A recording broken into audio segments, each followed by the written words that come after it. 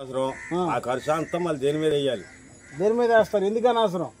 మహిళలకి చక్కగా వాళ్ళు ఏమంటున్నారంటే మా అబ్బాయి వాళ్ళు ఏమన్నా అంటే మేము ఆధార్ కార్డు చూపించుకొని వెళ్ళిపోతాం, మీరు మళ్ళీ ఎత్తుకోవాలంటున్నారు. అప్పుడు ఏంటి అదేంటి మరి అంతే వచ్చింది. ఇప్పుడు మహిళలు వెనకబడి ఉన్నారు, వాళ్ళ కోసమే చక్కగా ఇది పెట్టింది గవర్నమెంట్. మహిళలు దేనికి వెనకబడి ఉన్నారు? దేనికి అంటే మీకు ఇష్టం లేదా ఈ ఫ్రీ బస్ అని కాదు, ఆ ఖర్చు మళ్ళీ కరెంటు బిల్లు కట్టుకోలేని వాళ్ళు కాడ ఉన్నాం. ఓకే ఉన్నాం, పొలం లేదు మాకును, ఇప్పుడు ఇస్మార్ట్ వాళ్ళకి లేదు, చాలా మందికి లేదు. మరి ఆ కరెంటు బిల్లు మళ్ళీ దేని వేయాలి? ఈ ఫ్రీ బస్సులది. ఓకే ఒక 5 రూపాయలు తగ్గించుకో ఛార్జీలు, మామూలుగా కొట్టించుకో, అంతేగాని ఇవన్నీ ఏంటి? సో ఈ ఫ్రీ బస్ అనేది అంత మంచి పద్ధతి కాదంటారు.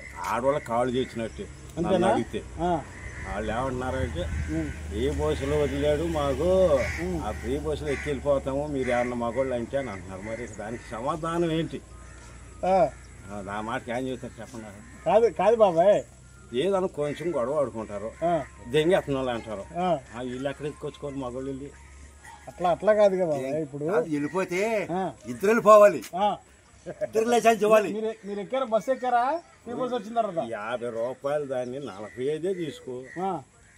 అంటే ఇప్పుడు దీని మీద భారం ఇంకా వేరే దాని మీద వేస్తారని మీ ఉద్దేశం? మరి అంతేగా. అంతేనా? సరే, మీ ప్రధానంగా మీ డిమాండ్ ఏంటి? ఇప్పుడు ఫ్రీ బస్ ఆర్డర్ తీసేయమనా? తీసేయమని కాదు, దేనికి అంటున్నది? లేదు అసలే తీసేయమంటానికి మన వెళ్ళం లేదు. పెడితే ఇద్దరిని పెట్టమనండి, 3 పనానికి వెళ్తే వెళ్ళిపోతారు. వాళ్ళు ఎక్కడ తెచ్చిస్తారయ్యా? ఆయిల్ ఖర్చు ఇవన్నీ మంట సందం తెచ్చిస్తారా? అది లెక్క ఎక్కడ తెచ్చిస్తారు ఆయిల్ ఖర్చు?